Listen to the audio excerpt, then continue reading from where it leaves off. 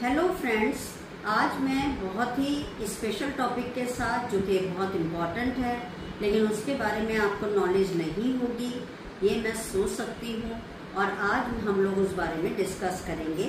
उसे कहते हैं मॉर्फोलॉजी ऑफ स्पर्म। तो मॉर्फोलॉजी का क्या मतलब होता है हिंदी में? इसका मतलब आपके जो मेल पार्टनर है, आपके हस्बैंड हैं, उनके स्पर्म की बनावट। तो देखिए, इस बनावट को पहले हम आपको बताएंगे और क्यों ये ज़रूरी है, इसके खराब होने से कहाँ कहाँ प्रॉब्लम आती है, इस बारे में हम डिटेल से आज चर्चा करेंगे।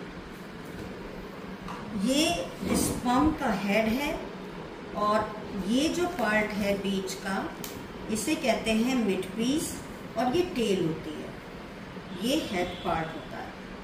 तो सपोज अगर हेड पेशेंट का पायरीफॉर्म शेप में नहीं है, पायरीफॉर्म का मतलब जो नुकीला हो बाद में मोटा हो रहा हो, इससे ये नॉर्मल शेप होता है।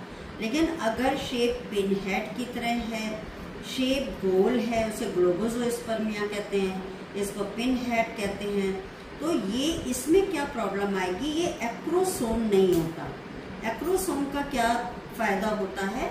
जब भी एग के अंदर स्पर्म को घुसना होता है तो ये एक्रोसोम से एक सोल्यूशन निकलता है, जो कि एंजाइम्स होते हैं। जोना हार्ड जो होती है एग की, उसको ये लाइसिस कर देते हैं, तोड़ देते हैं, तब कहीं जाके स्पर्म अंदर जा पाता है और उसका जेनेटिक मटेरियल एग के जेनेटिक मटेरियल से मिल पाता है। तो इस तरह के हेड में ये प्रॉब्लम आएगी। नॉर्मल प्रेगनेंसी आना मुश्किल होगा क्योंकि जोना को पेंट्रेट ही नहीं कर पा रहा। अब हम बात करते हैं मिड पीस के बारे में। मिड पीस में क्या होता है? सेंट्रियोल होता है और माइटोकॉर्निया होता है।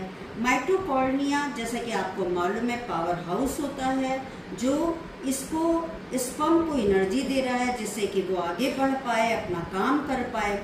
सेंट्रियोल क्यों इम्पोर्टेंट है?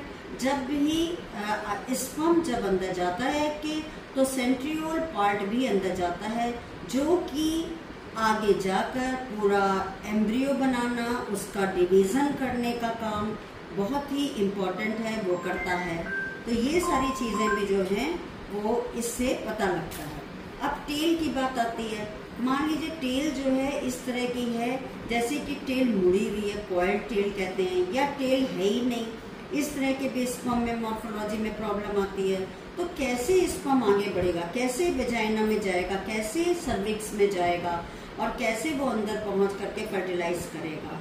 तो ये छोटी छोटी चीज़ें। कभी कभी हम लोग देखते हैं दो हेड हैं एक स्पर्म में, कभी कभी क्या है, एग्लूटिनेशन पड़ा हुआ है, सारे के सारे स्पर्म आपस में जुड़े हुए हैं, जिसकी वजह से वो बहुत भारी हो जाते। भारी के मतलब हुआ कि वो मूवमेंट ही नहीं कर पाएंगे और सही जगह पे नहीं पहुंच पाएंगे।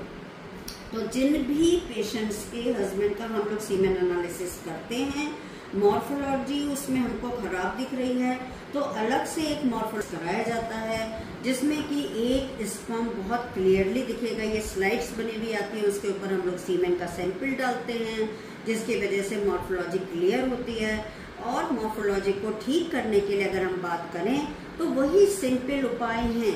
आपको ठीक डाइट लेनी पड़ेगी, आपको एक्सरसाइज करना है, अपना स्ट्रेस लेवल कम रखें, स्लीप अच्छी रखें, और जो डॉक्टर एंटीऑक्सीडेंट दे रहे हैं उनको यूज़ करें। उसके अलावा फ्रीक्वेंट इजैकुलेशन से भी हेल्प मिलती है।